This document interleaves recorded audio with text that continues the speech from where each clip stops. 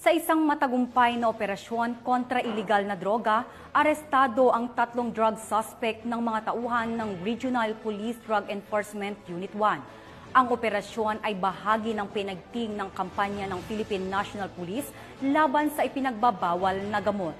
Tinutukan niya ni Police Staff Sergeant Jandel Supremo.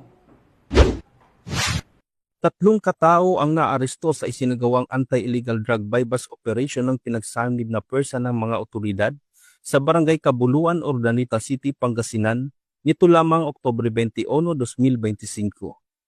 Ang operasyon ay pinangunahan ng Regional Police Drug Enforcement Unit 1 sa pakikipag-ugnayan sa PDEA Regional Office 1, katuwang ang RID Pro 1, PDEA Pangasinan, PDEGSOU 1, PIU at PDU ng Pangasinan PPO, at Urdaneta City Police Station.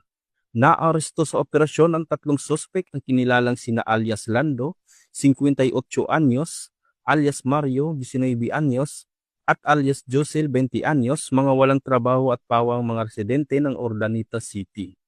Nakumpiska sa mga suspect ang 5 piraso ng heat-sealed transparent plastic sachet na naglalaman ng ininalang shabu na may kabuuang timbang ng higit kumulang 25 gramo at may tinatayang halagang 170,000 pesos. Na-recover din ang isang 500 peso genuine bypass money, 5 1,000 photocopied bills, isang pouch, isang smartphone, isang puting straw na ginawang improvised scoop, isang glass toter at isang asul na lighter.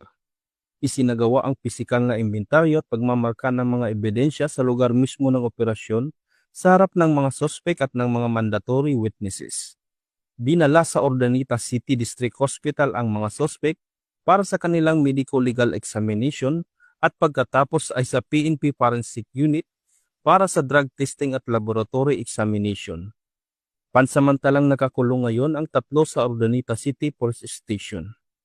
Kasulukuyang inihanda ang mga kaso laban sa mga sospek sa paglabag sa Section 5, 11 at 12 ng Article 2 ng Republic Act 9165 o Comprehensive Dangerous Drugs Act of 2002.